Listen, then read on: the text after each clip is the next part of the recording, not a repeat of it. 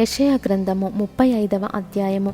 అరణ్యమును ఎండిన భూమియు సంతోషించును, అడవి ఉల్లసించి కస్తూరి పుష్పము వలె పూయును. అది బహుగా పూయుచు ఉల్లసించును, ఉల్లసించి సంగీతములు పాడును. లెబానోను సౌందర్యము దానికి కలుగును, కర్మెలు షారోనులకున్న సొగసు దానికుండును. అవి యెహోవా మహిమను, మన దేవుని తేజస్సును చూచును. సడలిన చేతులను బలపరచుడి, తొట్టిల్లు మోకాళ్లను దృఢపరచుడి. తత్తరిల్లు హృదయముతో ఇట్లనుడి, భయపడక ధైర్యముగా ఉండుడి. ప్రతిదండన చేయుటకై మీ దేవుడు వచ్చుచున్నాడు.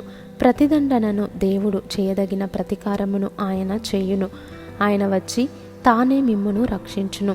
గ్రుడ్డివారి కన్నులు తెరవబడును, చెవిటివారి చెవులు విప్పబడును. కుంటివాడు దుప్పివలె గంతులు వేయును, మూగవాని నాలుక పాడును.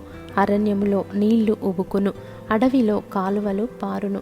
ఎండమావులు మడుగులగును, ఎండిన భూమిలో నీటి బుగ్గలు పుట్టును.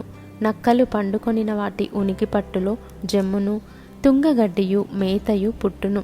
అక్కడ దారిగానున్న రాజమార్గము ఏర్పడును, అది పరిశుద్ధ మార్గం అనబడును. అది అపవిత్రులు పోకూడని మార్గము, అది మార్గమున పోవువారికి ఏర్పరచబడును. 3 లైనను దానిలో నడుచుచు త్రోవను తప్పక యుందురు. అక్కడ సింహముండదు, క్రూర జంతువులు దాన్ని ఎక్కవు, అవి అక్కడ కనబడవు. విమోచింపబడిన వారే అక్కడ నడుచుదురు. యెహోవా విమోచించిన వారు పాటలు పాడుచు తిరిగి సీయోనునకు వచ్చెదరు.